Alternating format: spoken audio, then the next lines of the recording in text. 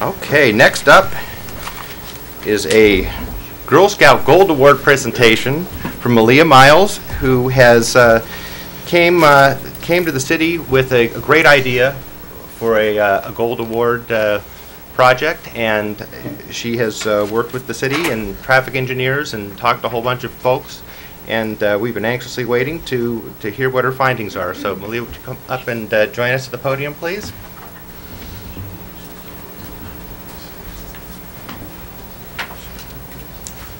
Hi, my name is Malia Mailes, and thank you for allowing me to be here and to have this opportunity.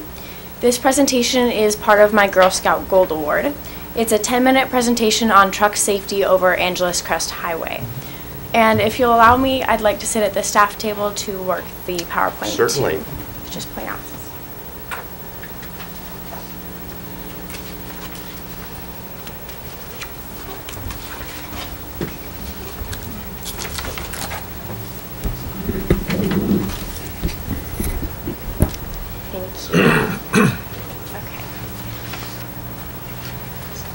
My report is in response to the accident that happened on September 5th, 2008, when a truck lost its brakes coming over the Angeles Crest Highway. And it crossed Foothill Boulevard and crashed into the parking lot of the Hill Street Cafe. This is an overview of what I'm going to cover. First, we'll start with a brief history, and we'll look at the Palmdale route and the Victorville route.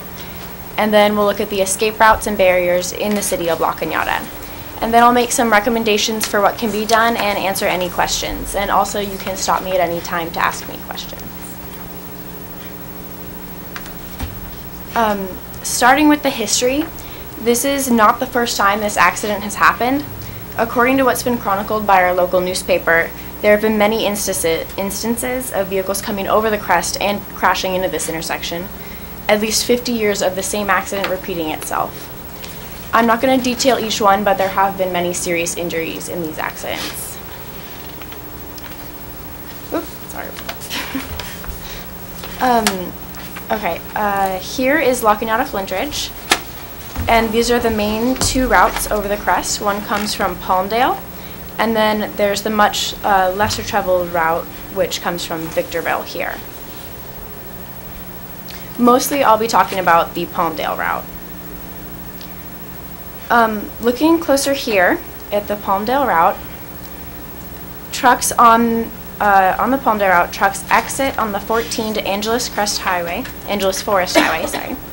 and meet up with the last portion of Angeles Crest Highway and come into La Cañada and then onto the 210 freeway. Caltrans officials don't see trucks as a regular problem and told the Valley Sun newspaper that it's because trucks are not allowed on the crest that it's not a problem, but I found differently. Trucks are in fact allowed on the two according to the Caltrans truck network map, which lists permissible and non-permissible routes. First, it's important to understand that Caltrans considers Route 2 to be part of the truck network map, or it wouldn't even be on the map if trucks weren't supposed to be on it. So looking more closely, you can see that Route 2 is the yellow line here. And according to the legend, Route 2 is a California legal advisory route. But what does that mean? That's a good question. According to Caltrans' definition here, which I've blown up for you, it simply means that Route 2 is not advised to trucks more than 38 feet. In other words, trucks are discouraged, but they're not forbidden. So I looked up the specific advisory for Route 2, and here it is. It is right here. And Route 2 between the 210 and LA San Bernardino County, the crest, it says here in tiny print, it says, trucks are discouraged due to mountainous two-lane road. And this little 38 right here, it means that this discouragement only applies to trucks more than 38 feet long. All other trucks have no advisory whatsoever. In a moment, we'll look at the Angeles Forest Highway segment of the Palmdale route, which also doesn't list any restrictions for trucks. But first, truckers are going to use one of two tools to guide them over the crest. One is a GPS, And not all GPS show truck routes, even if they did, they wouldn't show advisories, usually. According to Sergeant Slater's report, the truck driver in the September 5th accident was in fact using a GPS which told him to go over the crest. The other tool that truckers would use is this truck atlas, which I bought at a Victorville truck stop. Almost every trucker uses it, according to the woman at the store. So when they look at this, they're seeing that something like this, it's a restricted route, and it has a section about them, routes that are restricted by both state and local authorities for a variety of reasons. Route 2 is not on the restricted list, and neither is Angeles Crest Highway or Angeles Forest Highway. On the Atlas map, Route 2 is the thick red line you see right here. And according to the legend, it's a principal highway. So switching gears now, if we look at Angeles Forest Highway, which is right here, it's considered an other road. So because it's not a state road, it's a county road.